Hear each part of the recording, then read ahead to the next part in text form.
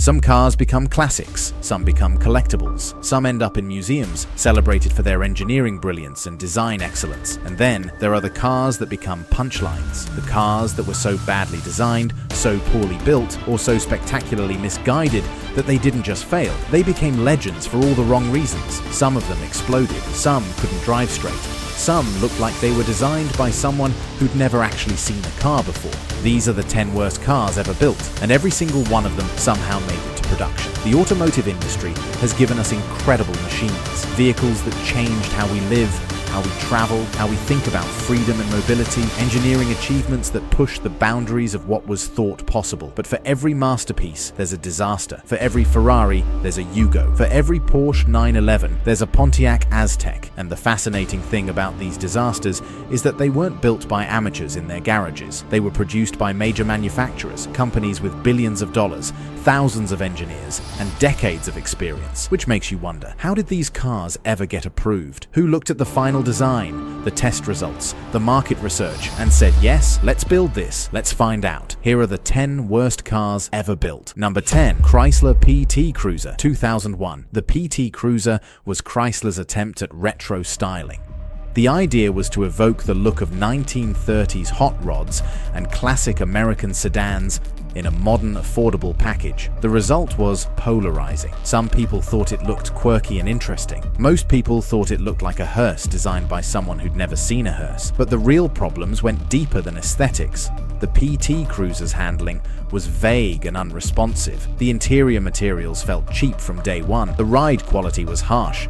And the engine, a 2.4-litre four-cylinder producing just 150 horsepower, struggled to move the car's surprisingly heavy body with any real authority. The PT Cruiser proved that you can't save a bad car with quirky styling. Eventually, people figure out what they're actually driving. Number 9, Smart for 2, first generation. The tragedy of the Smart for 2 is that it was supposed to solve a real problem. Urban congestion, parking shortages, rising fuel costs. The Smart for 2 was marketed as the answer.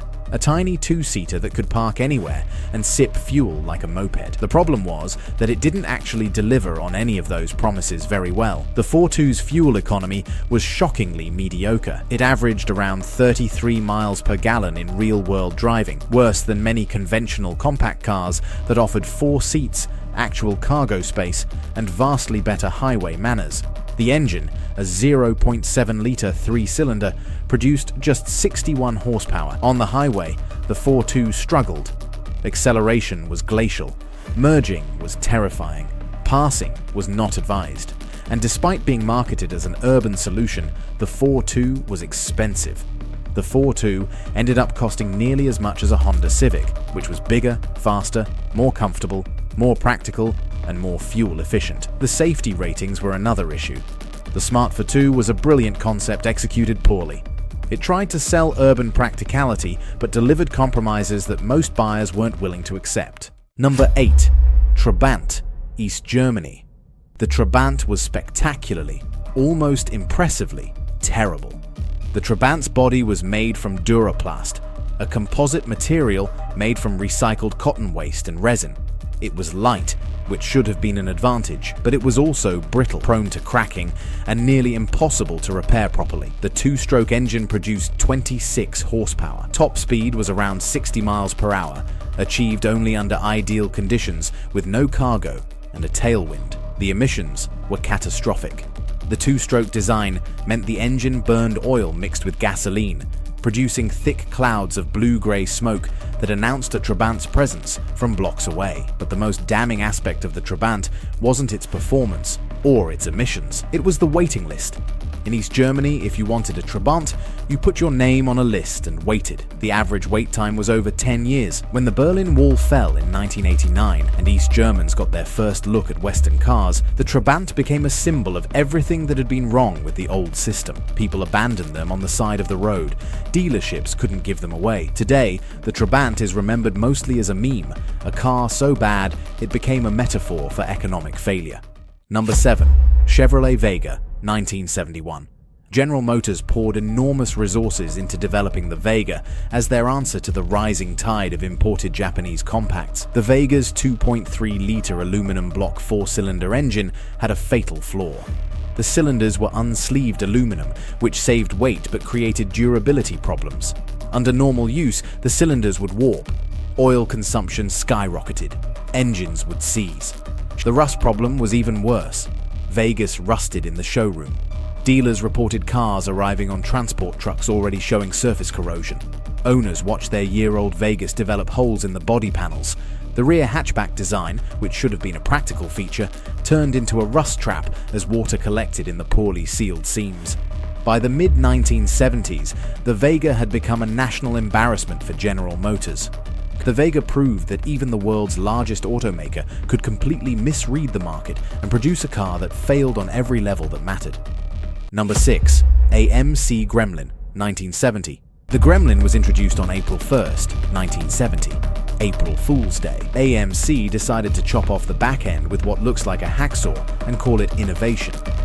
The design was awkward from every angle.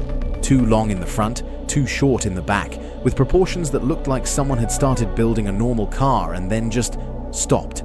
The performance was uninspiring. The base engine was a 2.0-litre four-cylinder producing 100 horsepower, which struggled to move the Gremlin's surprisingly hefty curb weight. The optional six-cylinder engines were more adequate, but they also destroyed what little fuel economy advantage the Gremlin was supposed to offer over larger cars. The interior was cheap even by 1970s American standards. The driving position was cramped. The rear seats were nearly unusable for adults. But the Gremlin's real problem was its reputation. It became a punchline almost immediately. People joked about it. Comedians referenced it. The Gremlin sold reasonably well for a few years, mostly because it was cheap, but it never escaped its reputation as one of the ugliest, most poorly thought-out cars of the 1970s. Number 5. Fiat Multipla, 1998. The Multipla was Fiat's attempt to build a compact MPV, a multi-purpose vehicle that could seat 6 people in a package smaller than a traditional minivan. The cabin was arranged in 2 rows of 3 seats, giving it genuine 6-passenger capacity in a relatively short wheelbase.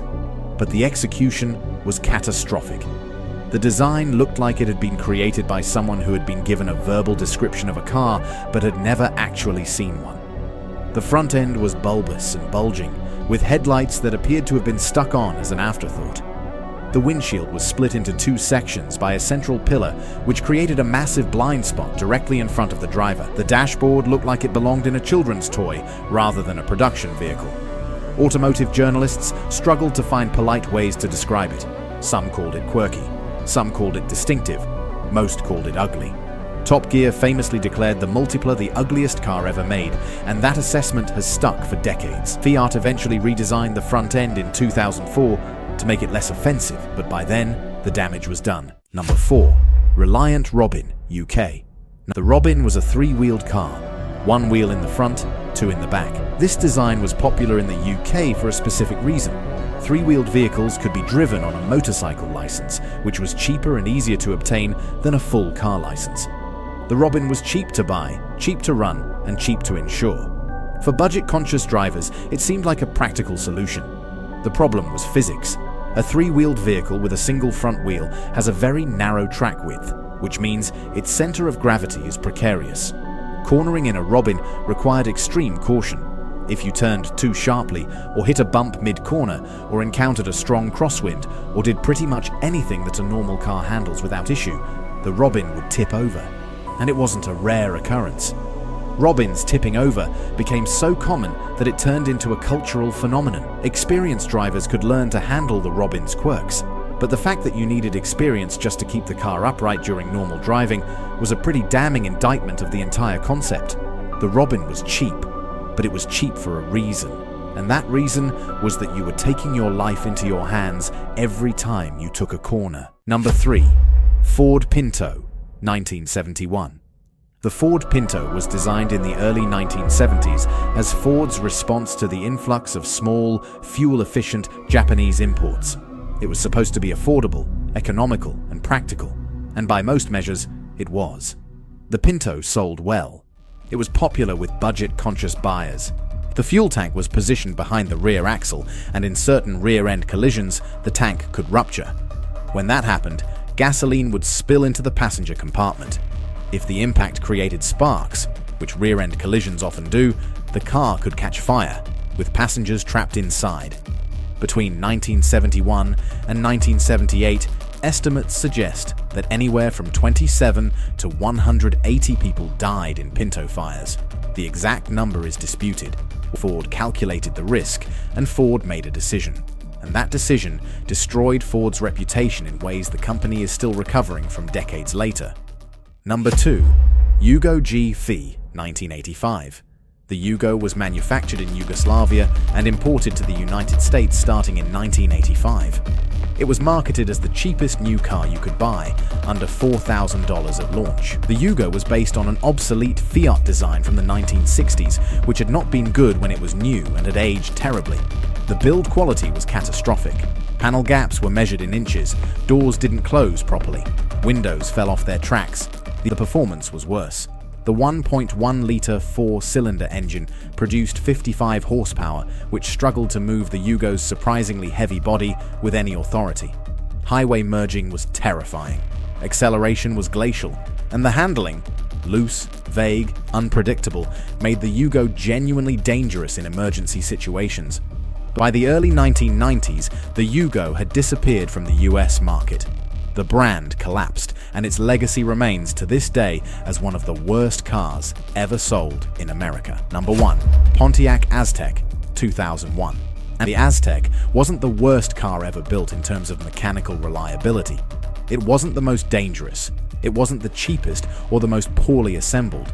But what the Aztek represents, in terms of catastrophic failure, brand damage, and sheer what were they thinking, puts it at the top of this list. The design looked like it had been assembled from parts that didn't belong together. The front end was aggressive and angular.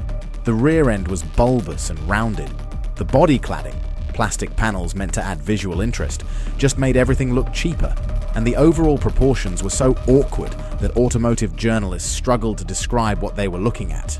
But the Aztek's real sin wasn't just being ugly. It was being ugly and confused. By 2005, Pontiac discontinued the Aztek, but the damage was done. The brand never recovered. The Aztek became synonymous with bad design and corporate misjudgment. And in 2010, General Motors shut down Pontiac entirely, ending an 84-year-old brand that had once been synonymous with performance and excitement. The Aztek didn't just fail. It became a case study in how a single product, done badly enough, can destroy decades of brand equity. That's why it's number 1. Some cars become legends, others become lessons. These 10 were the biggest mistakes in automotive history. Proof that even the world's largest manufacturers, with billions of dollars and thousands of engineers, can still produce cars that are spectacular failures. The Pinto taught us that cutting corners on safety has consequences. The Yugo taught us that being cheap isn't the same as being affordable. And the Aztek taught us that bad design doesn't just hurt sales, it kills brands. These cars failed for different reasons, but they all share one thing. They're remembered decades later, not for what they achieved, but for what they got wrong. What do you think is the worst car ever built? Did we miss one? Let us know in the comments, and if you want more deep dives into automotive history, the good, the bad, and the spectacularly ugly, hit subscribe. There's more coming. See you in the next one.